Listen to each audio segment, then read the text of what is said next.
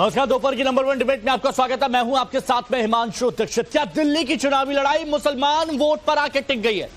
सवाल यह भी है कि ओवैसी ने ऐसा क्यों कहा कि जिन्हें आप एंटी नेशनल कहेंगे उन्हें हम नेशनलिस्ट कहेंगे, यानी उन्हें हम राष्ट्रवादी कहेंगे, देशद्रोहियों को। क्या दंगाइयों के भरोसे दिल्ली का दंगल जीत पाएंगे ओवैसी? दिल्ली के ओखला में असदुद्दीन ओवैसी ने चुनावी सभा की और इस रैली में एआईएमआईएम उम्मीदवार शफा को जमानत नहीं मिलने पर ओवैसी भड़क गए। आम आदमी पार्टी पर गंभीर आरोप लगाए और कहा कि नेताओं को उन्हीं आरोपों में जमानत मिल गई, लेकिन शफा को क्यों नहीं।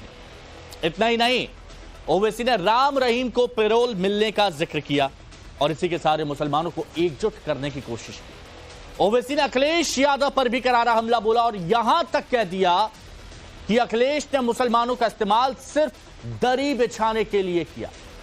अब सवाल है, क्या दिल्ली में मुसलमान वोट पर घमासान मचा हुआ है? अगर दिल्ली में मुसलमान वोट बटेंगे तो फिर फायदा किसे होगा? आज इसी पर चर्चा करेंगे, लेकिन उससे पहले एक रिपोर्ट आपके लिए।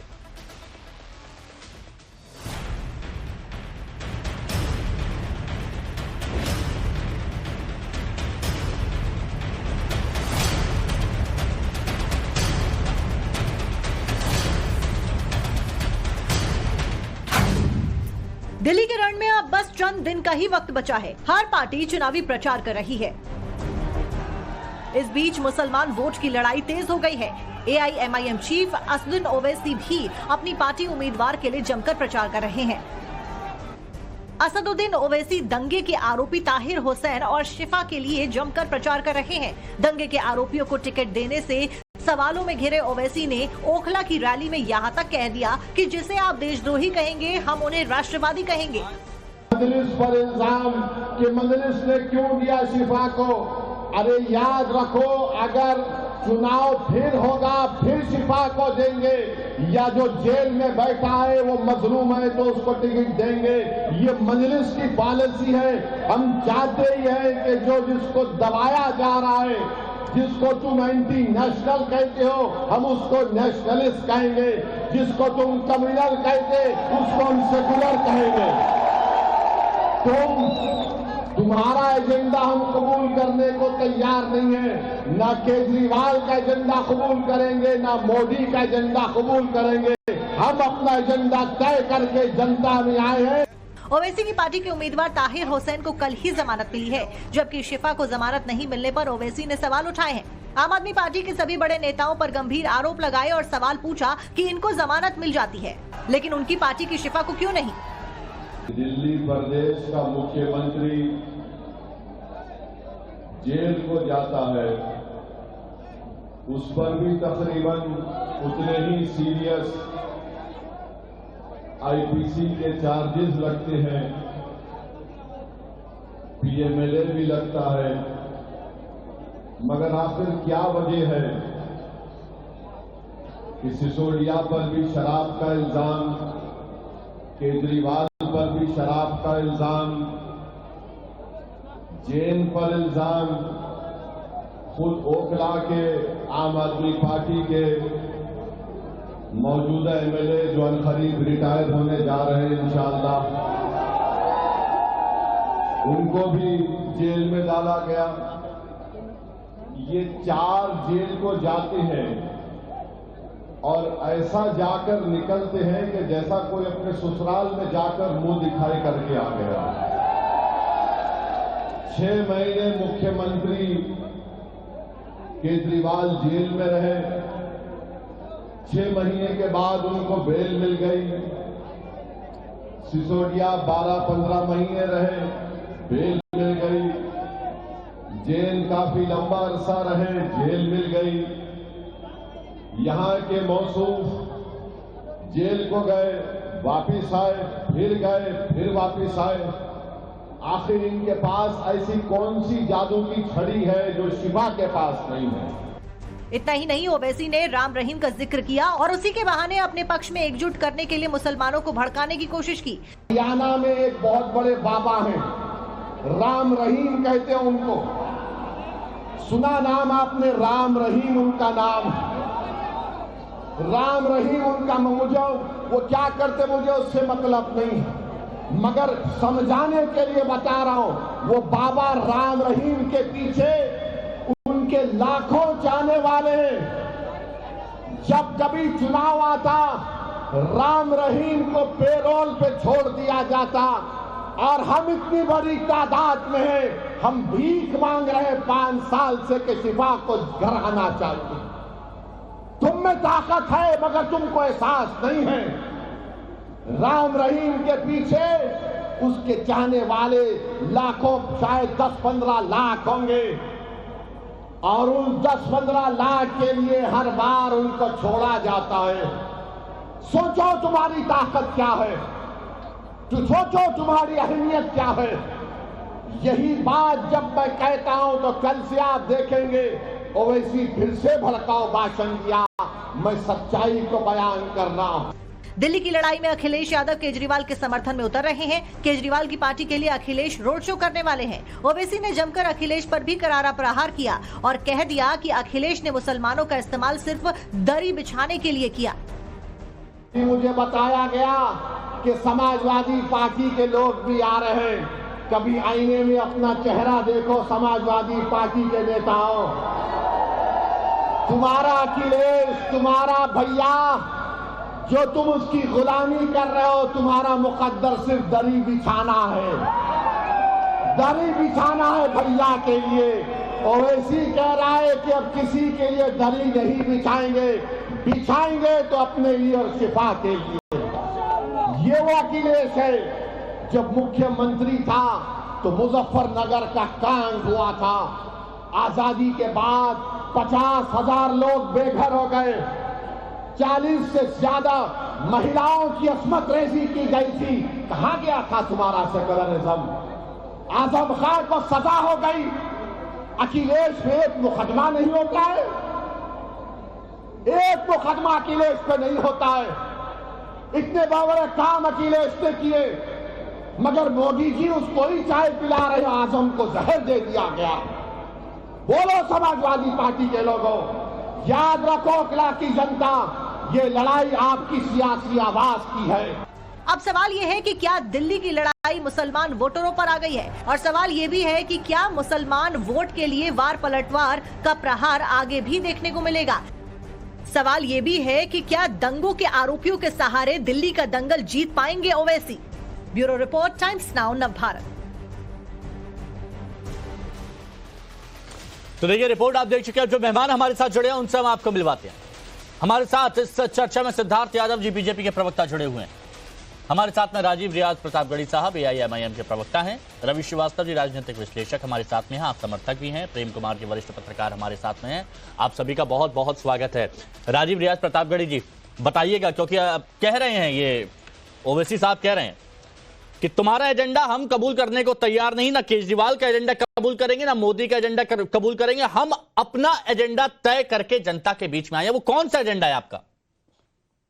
एजेंडा यही है हिमांशु भाई कि कानून की आंखों पर पट्टी इसलिए बांधी गई थी कि बगैर किसी की जात धर्म देखे, अमीरी गरीबी देखे, छोटा बड़ा देखे, क्षेत्र को देखे, उसके बगैर सबके साथ इंसाफ कर सके कानून। लेकिन आज आप देख रहे हैं कि 2 सीटें सिर्फ हम लोग लड़ रहे हैं दिल्ली में, और पूरे हिंदुस्तान की मीडिया की नजर वहीं पे है, उसको मरकज बना दिया है। और ये अच्छी बात ये है कि हम कामयाब हो रहे हैं। कामयाबी हमारी यही है। हमारी कोशिश ये थी कि इन मजलूमों की आवाज जो है मीडिया के जरिए पूरे हिंदुस्तान में या दुनिया के सामने जाए, और उसमें हम लोग कामयाब हुए हैं। पूरी दुनिया को ये बताने में कामयाब हुए हैं कि जिस तरह से मुसलमानों को विक्टिमाइज किया जा रहा है, तमाम गंभीर धाराओं में तमाम नेताओं को जमानतें मिल गई। अभी आप क्लिप चला रहे थे ओवैसी साहब का कि आशाराम जी और तमाम और साधु महात्मा, कितने बड़े बड़े लोग शराब के गंदे नाले में ढकेलने वालों को जमानतें मिल गई दिल्ली में। लेकिन ये 2 बहुत नहीं, तो आपका एजेंडा क्या था? क्लियर कट बताइए, एजेंडा क्या है आपका? हमारा एजेंडा है मुसलमानों की आवाज को पूरी दुनिया तक पहुंचाना, हिंदुस्तान के कोने कोने में पहुंचाना। तो मतलब आपको यहाँ पर सिर्फ मुसलमानों के वोट चाहिए और किसी के नहीं? नहीं, फिलहाल तो हम इसीलिए 2 सीट लड़ रहे हैं। अगर हमें 70 पे लड़ते तो कहते ये इनके भी टीम है, इनको हमें जिताने की। नहीं, मैं आपसे पूछना चाह रहा हूं, जिन 2 सीटों की आप बात कर रहे हैं वहां पर आपको सिर्फ मुसलमानों के वोट चाहिए, क्योंकि आपने कहा सिर्फ मुसलमानों की आवाज उठाना, और कोई दोनों जाहिर बात है कि मुसलमान सबसे ज्यादा इस वक्त कुचला गया है। और दलित और हमारे आदिवासी भाई, हम मोटा मोटी ये दलित, आदिवासी, पिछड़े, अल्पसंख्यक इन्हीं की आवाज को उठाना नहीं तो चाहते हैं। मेरे को बहुत जल्दी से बताइएगा रियाज साहब, फिर मैं आगे बढ़ूंगा। आप लोग सेक्युलरिज्म की आपने 3-4 बार शब्द बोल दिया, अज़दुद्दीन ओवैसी ने भी बोल दिया, लेकिन आप तो सिर्फ मुसलमानों की बात करते हैं। मुसलमानों से इधर उधर आप बिल्कुल भटकते नहीं है। बात तो सबकी कीजिए ना, दबे कुचले सब लोग हैं। हिमांशु भाई, जो सबसे ज्यादा सताया जाएगा हम उसके साथ खड़े होंगे। हम दलितों की आवाज भी उठाते हैं, हम आदिवासियों की आवाज भी उठाते हैं, लेकिन इस वक्त चूंकि दिल्ली में 2 हमारे साथी हैं जो जेलों में हैं, उनको जमानत नहीं दी जा रही है। तमाम लोगों को जमानतें मिल गई। अरविंद तो केजरीवाल ताहिर दबाए हुए हैं, ताहिर कुचले हुए हैं, दबाए कुचले हैं ताहिर। ताहिर क्या कह रहे हैं? ताहिर दबे कुचले हैं। जाहिर बात है, हर मुसलमान इस वक्त जो है जितना अरे वाह, उसको खौफ है, उसको डर है कि जिनके कहां जा घर रहा से है, गुलेल मिली, सारे हथियार मिले, सब स्पष्ट है, वो दबे कुचले हैं। बहुत बढ़िया, बहुत बढ़िया। चलिए ठीक है, आपने अपनी बात रखी। हिमांशु भाई, आप ये कोर्ट को करने दीजिए, ये काम आपका हमारा नहीं है। हाँ। कोर्ट जिस दिन नहीं, साबित कर, जो तथ्य वो तो मैं रखूंगा ना, जो तथ्य है, जो कोर्ट में लिखा हुआ है दस्तावेजों में, वो तो मैं बात करूंगा ना। बिल्कुल करिए, कोर्ट को डिसाइड करने दीजिए मेरे भाई। तो वही तो बोल रहा हूँ, वही तो मैं बोल रहा हूँ। इतने बेदाग होते अभी तक, बिल्कुल बाहर होते, वो दोष मुक्त हो जाते। चलिए ठीक है, ये कोर्ट डिसाइड करेगा। रवि श्रीवास्तव जी, आम आदमी पार्टी का एजेंडा नहीं चलेगा। आम आदमी पार्टी पर एक के बाद एक इतनी बौछार कर दी अज़दुद्दीन ओवैसी ने, और क्लियर कहा कि आप लोग भी मुसलमानों को बस दिखाने के लिए साथ में है, वरना साथ तो सिर्फ यही दे रहे हैं और कोई नहीं दे रहा। देखिए, पहली बात तो ये, आम आदमी पार्टी धर्म की राजनीति नहीं करती, काम की राजनीति करती है।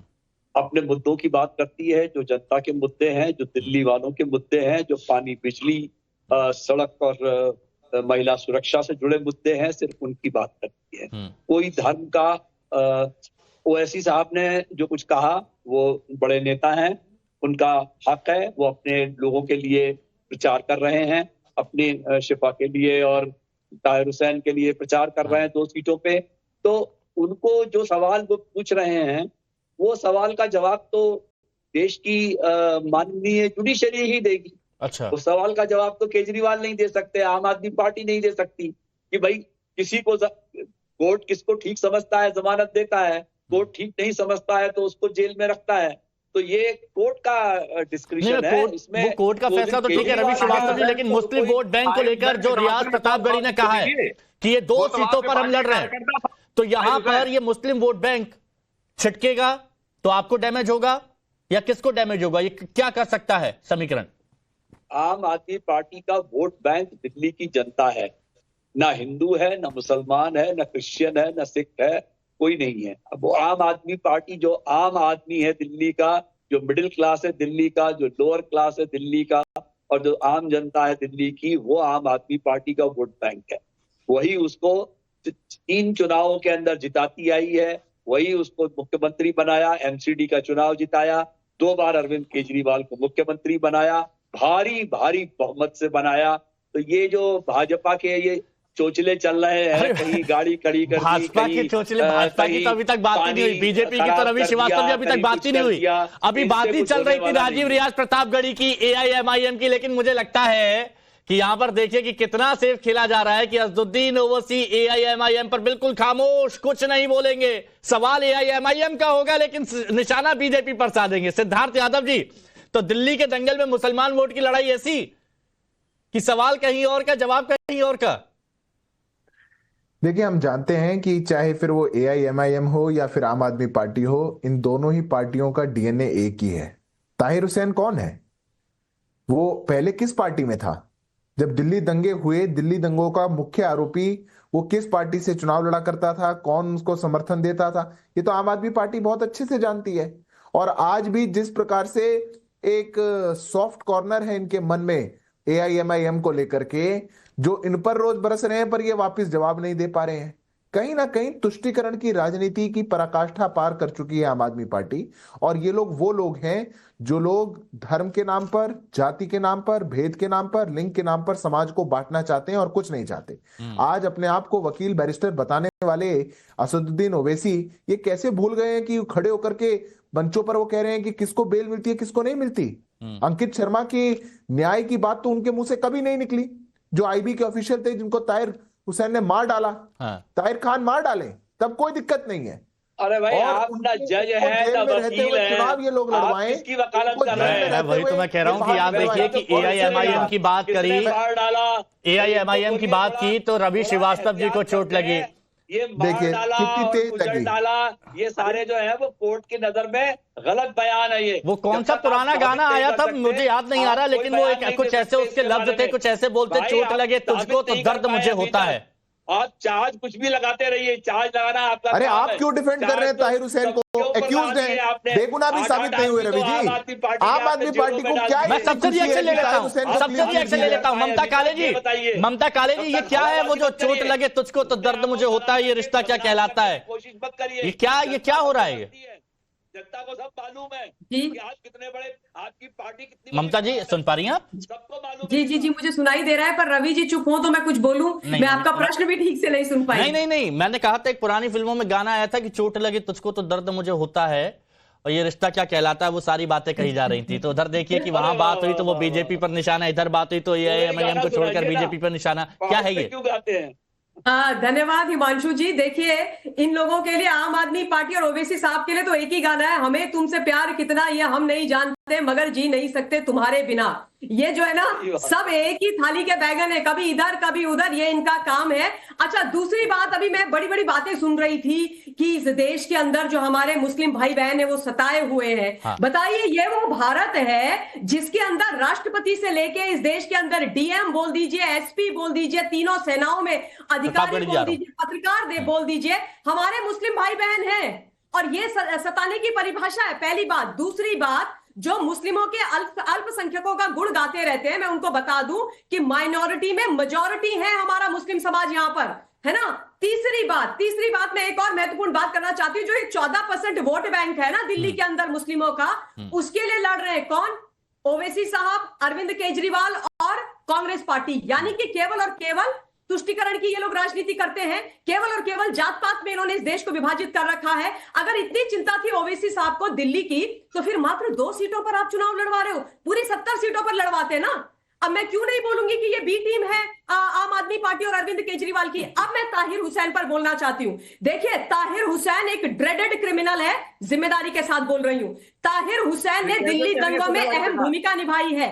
ताहिर हुसैन ने मेरे उत्तराखंड के एक नाबालिग बच्चे दिलबर नेगी को, जहां पर वो काम कर रहा था हिमांशु जी, उसको पकड़ करके पहले उसके हाथ काटे, फिर पैर काटे और फिर उस बच्चे को जिंदा जलाया। हाँ, और आज ये आपके दावे, ये आपके दावे, ये हमारे इसका चैनल से कोई लेना देना नहीं है। उसको कोर्ट से बेल मिल जाती है और ये लोग गलत बयान मत करिए, गलत बयान मत करिए। चार्ज कितने भी लगाइए, चार्ज मैं भी लगा सकता हूं। रवि जी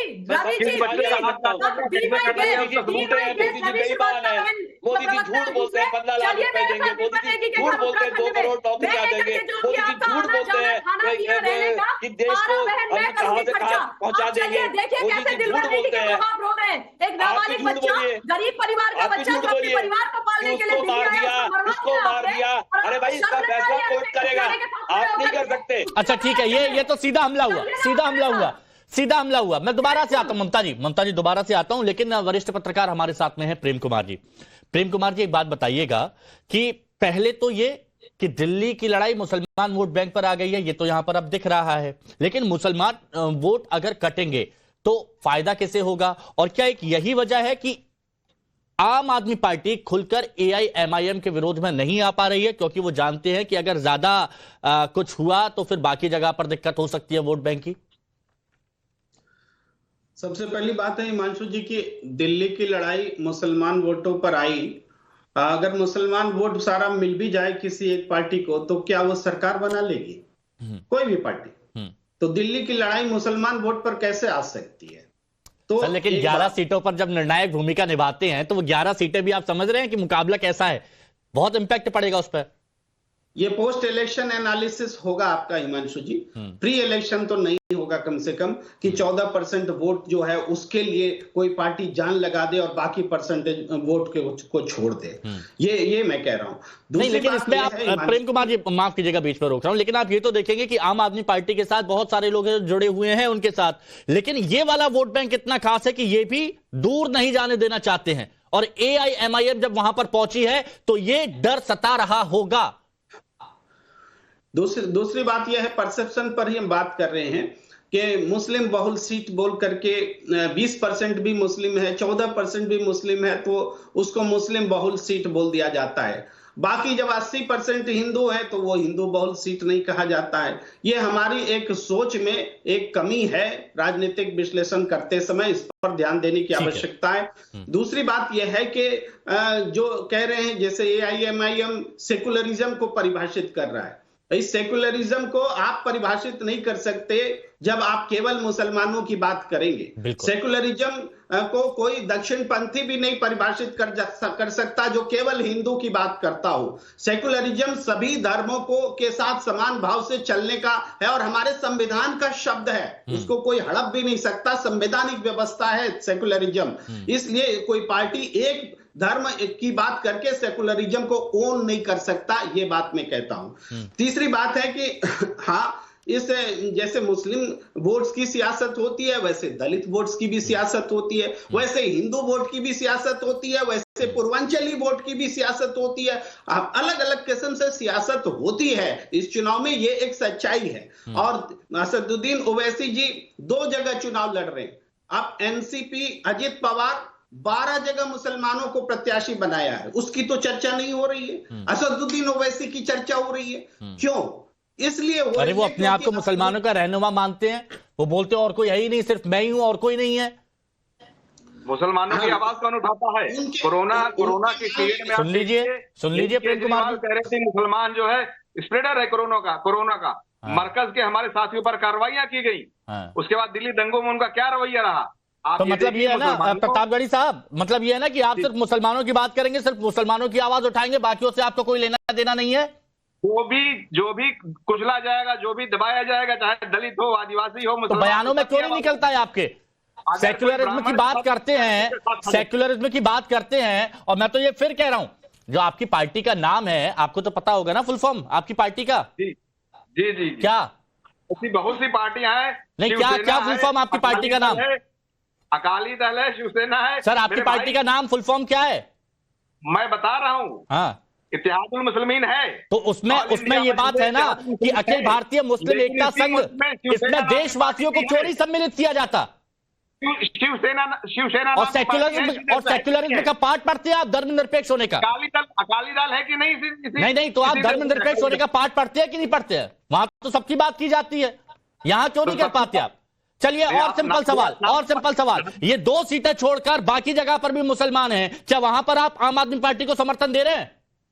नहीं, बिल्कुल नहीं दे रहे हैं। बिल्कुल, आम आदमी पार्टी ने जितना नुकसान किया है मुसलमानों का, वो उनके विवेक पर मुसलमानों के है, जिसको देना चाहे थे। तो ये 2 सीटों पर आप क्या कर लेंगे? दिल्ली की सरकार बदल लेंगे? हम सिर्फ आवाज उठा रहे हैं कि देखिए मुसलमानों तो आप तो आवाज उठा रहे हैं, आम आदमी पार्टी से पूछ लीजिए ना भाई, एक सीट उनके लिए कितनी कीमती है। सिद्धार्थ यादव जी, आप हिमांशु भाई मेरी बात सुनिए जरा, बोलिए। बड़े शर्म की बात है कि भारत के मंत्रिमंडल में एक भी मुसलमान नहीं है, भाजपा का एक भी सांसद मुसलमान नहीं है। ये पूरी दुनिया को मैसेज। अरे आप लोग तो प्रयास कर रहे हैं ना कि आप जगह जगह चुनाव लड़ रहे हैं, यूपी में पूरी सीटों पर लड़े, जमानत जब्त हो गई थी, थोड़ा आधार मजबूत कीजिए, शायद हो सके कि आप लोग, है ना, सभी लोग कर रहे हैं। अच्छा मेरे को सिद्धार्थ यादव जी ये बताइए, ये 2 सीटें सेंटर ऑफ अट्रैक्शन यहां पर बनी हुई हैं। आम आदमी पार्टी चलिए खुलकर नहीं बोल रही है, लेकिन क्या यहां पर मुस्लिम वोट बैंक इतना ज्यादा मायने रखता है कि यहां खेल बिगाड़ सकता है? क्योंकि नेक टू नेक फाइट की बात भी की जा रही है, आपके लिए कितना मायने रखता है ये बताइए। देखिए हिमांशु जी, अभी प्रेम जी कह रहे थे कि किसी सीट के ऊपर अगर 30% 20% मुसलमान हो जाए तो उसको हम मुस्लिम सीट कहने लगते हैं, हम 80% 70% नहीं देखते। आपको ये बात तो जाकर के असदुद्दीन ओवैसी से पूछनी चाहिए। 30% मुसलमान अगर किसी सीट पे हो जाए तो कैसे सभी पार्टियां उसी एक वोट बैंक के आधार पर, क्या वोटिंग पैटर्न है कि सब पीछे लग जाते हैं उसी एक वोट बैंक के? ये तो कुछ वोटिंग पैटर्न का आकलन होगा ना कि 30% कहीं हो गया तो 50% की भी आवश्यकता नहीं है। असदुद्दीन ओवैसी भी उसी सीट पर जाकर के लड़ेंगे, फिर आम आदमी पार्टी भी पूरा जोर उसी सीट पे लगाएंगी, फिर कांग्रेस पार्टी की भी चिंता उसी सीट को लेकर के हो जाएगी। तो या तो मुस्लिम समाज किसी पैटर्न से वोट करता होगा, या इन सब पार्टियों को लगता होगा कि हमने जहां पे ले लिया वो हम एक मुश्त वोट लेने पाते होंगे। मैं कहता हूं कि भारतीय जनता पार्टी वास्तव के अंदर आज दिल्ली में इन्हीं सभी विषयों से ऊपर उठ के जो आम आदमी पार्टी अपनी एक वोटिंग अरिथमेटिक बनाना चाहती है, कहीं ना कहीं से कहीं मुसलमान मुसलमानों का वोट ले लें, कहीं हम इनको लुभा दें, कहीं वहां झूठा वादा कर दें। इस सब अरिथमेटिक से ऊपर दिल्ली का जो सामान्य जनमानस है, जिस प्रकार से वो त्राहिमाम की स्थिति में है, उसको स्थिति से बाहर निकाल करके नहीं। सिद्धार्थ यादव जी, एक बड़ी बात कि जिसे आप देशद्रोही कहोगे हम उसे राष्ट्रवादी कहेंगे, ये क्या पॉइंट है? इस पर आपका रिएक्शन? ये तो हिमांशु जी इनकी आदत रही है। देखिए ना आप ताहिर हुसैन को कैसे डिफेंड कर रहे हैं सब बैठ करके। उन्हें कहा गया कि नहीं आप ये बात नहीं बोल सकते। अरे जिस चीज के लिए वो ट्रायल में किए जा रहे हैं, जिस चीज पर उनका कोर्ट में ट्रायल चल रहा है, जो 4 जून पर बने हुए हैं, जिस पर अदालत उनको सुनने लग रही है, उस बात को आप कह रहे हैं कि बंता काले जी, इसका क्या मतलब हो, क्या बताने की कोशिश कर रहे हैं और इसका क्या इंपैक्ट पड़ेगा जनता के बीच में? क्योंकि वो लगातार चर्चा करते हैं तो उनकी आवाज दूर तक जाती है कि जिसे आप एंटी नेशनलिस्ट कहेंगे हम उसे नेशनलिस्ट कहेंगे। देखिए, ये तो इनका बेसिक नेचर है, यही इनकी राजनीति है, यही इनका सिस्टम है। फिर वो चाहे मिस्टर ओवैसी हो, मिस्टर केजरीवाल हो, चाहे कोई और हो। यहां पर मैं ना 2-3 चीजें बोलना चाहती हूँ। अभी मैं आप ही के स्क्रीन पर एक स्टेटमेंट ओवैसी साहब का पढ़ रही थी कि हमारी इतनी बड़ी संख्या है, उसके बावजूद हम भीख मांग रहे हो। मोरी मैया, मुझे दिखाओ तो सही ओवैसी साहब कहां, किस चौराहे में, माफ कीजिएगा, कटोरा लेकर के खड़े होकर के भीख मांग रहे हैं। अरे भैया, करोड़पति हैं वो, हैदराबाद में जाकर के उनकी ठसक देखिए और इस तरीके की बातें कर रहे हैं। कहाँ मांग रहे हो? मुझे दिखा तो दो। अरे रियाज भाई रुक जाओ, प्रतापगढ़ी भाई रुक जाओ, मैं आपके बीच में नहीं बोलूंगी। और दूसरा थोड़ा गंगा जमुनी तहजीब जिसका आप गीत गाते रहते हो, उसको दिखा तो दो। मैं बोल रही हूँ ना, बोलने दीजिए। गंगा जमुनी तहजीब की आप लोग बात करते हैं, कहाँ चली जाती है आप लोगों की गंगा जमुनी तहजीब? जब इस प्रकार का कोई बात आचरण करने की बात आती है, तेल लेने के लिए चली जाती है। अच्छा, एक चीज और बोलना चाहती हूँ, क्या है हिमांशु जी, समस्या ये है कि कांग्रेस पार्टी ने सारा जो मुस्लिम वोट बैंक है उसको छीन लिया है। अब ओवैसी साहब को जो हमारा मुस्लिम समाज है वो अपना नेता मानता नहीं है। अब जो है ओवैसी साहब डरे हुए हैं और इसलिए उस डर के चक्कर में ये पहुंच गए कि भाई 2 सीटों पर चुनाव लड़ लूं ताकि मुझे मेरा समाज को नेता मान ले। आपको आपका समाज नेता नहीं मान रहा है। अब तो ये कह रहे हैं कि भाई राहुल गांधी मुस्लिमों के मसीहा और नेता हैं, तो आप कहां ना 3 में ना 13 में, मैं कौन खामखा वाली स्थिति में क्यों आए हुए? प्रतापगढ़ी भाई छोड़ दो आप लोग। बहुत अच्छा पॉइंट उठाया है, इसके बारे में बात करूं। बहुत अच्छा पॉइंट उठाया है, लेकिन मेरे को रवि श्रीवास्तव जी, आपको लगता है कि आम आदमी पार्टी की राजनीति पर, वोट बैंक पर किसी तरह का कोई इंपैक्ट पड़ेगा? आप लोग बहुत अश्योर नजर आ रहे हैं। बिल्कुल नहीं पड़ेगा, क्योंकि आम आदमी पार्टी ये धर्म विशेष, जाति विशेष की राजनीति करती ही नहीं है, काम की राजनीति करती है। सालानाओं को 4-4 गुना बढ़ा दो। रवि भाई झूठ बोले, क्या सर्टिफिकेट इशू करने बैठे हो क्या यहाँ पे? आप क्या ठेकेदार हो क्या? ये एंटी नेशनल है, वो देशद्रोही है, वो ये है, वो है। आप कौन होते हो कहने वाले भाई? आपको क्या सरकार ने क्या लाइसेंस दिया है क्या इशू करने का कि ये देशद्रोही है, ये एंटी नेशनल है? ईश्वर से डरो, हिंदुओं के ठेकेदार आप, सनातन के ठेकेदार आप, एंटी नेशनल के ठेकेदार आप। देखिए, मेरे को अच्छा यही लगता है कि प्यार से सभी लोग अपनी बात करते हैं, हंसते मुस्कुराते हुए। आज का पैनल बहुत बढ़िया, हंसते मुस्कुराते हुए अपनी बात रखा। लेकिन प्रेम कुमार जी, एक पॉइंट ममता काली जी ने उठाया, मैं प्लीज चाहता हूं कि आप थोड़ा सा उस पर विश्लेषण करें। वरिष्ठ पत्रकार है, बहुत लंबे वक्त से आप देख रहे हैं। क्या ओवैसी के अंदर किसी तरह का अब एक डर है कि जो वो अपने आप को मुसलमानों का रहनुमा बताते हैं, जो वो कहते हैं कि मुसलमानों का सिर्फ एक लौता नेता मैं हूं, लेकिन जितने भी राज्यों में जाते हैं वहां पर बुरी तरह से उनको हार का सामना करना पड़ता है, तो ये डर भी उनके अंदर सता रहा है? देखिए हिमांशु जी, राजनीति में हार के बाद ही जीत होता है। अगर ऐसा नहीं होता तो जनसंघ, बीजेपी लंबे समय तक संघर्ष करते रहे। आज सत्ता में है, बहुत समय तक बहुत चुनाव हारे हैं। तो चुनाव हारना इसका मतलब ये नहीं कि उनको ये हक नहीं है कि वो अपने लिए लामबंदी। तो आपको भविष्य उज्जवल नजर आ रहा है उनका? नहीं, मैं ये कह रहा हूं कि उनका संघर्ष है, वो राजनीतिक रूप से वोट मांगने आते हैं, ये उनका अधिकार है। और दूसरी बात है ना, एक बात और कि पॉजिटिव और नेगेटिव वोट, थोड़ी देर चर्चा हो रही थी, बहुत जल्दी बोलता हूं कि मुस्लिम वोटर्स पर ये लगता है कि वो किसी को हराने के लिए वोट करते हैं, वो नेगेटिव वोट करते हैं, ये इल्जाम है। उस हिसाब से तो AIMIM फिर पॉजिटिव वोट्स क्रिएट करती है। हम जीते या ना जीते, हम आपके लिए बोलते हैं, इसलिए आप हमें वोट दीजिए। तो पॉजिटिव वोट, ये दर्द तो कई बार कांग्रेस से पूछिए कि जब वोट करता है बीजेपी को कई बार फायदा मिल जाता है, जैसे वो आरोप लगाते थे कांग्रेस और बाकी दलों से पूछे कि कितना दर्द होता है जब ओवैसी आते हैं। थोड़ा बहुत ही सही, लेकिन कुछ तो असर पड़ता है। बहुत बहुत शुक्रिया आप सभी का हमारे साथ जुड़ने के लिए। यहां वक्त एक छोटे से ब्रेक का, बने रहना भारत के साथ।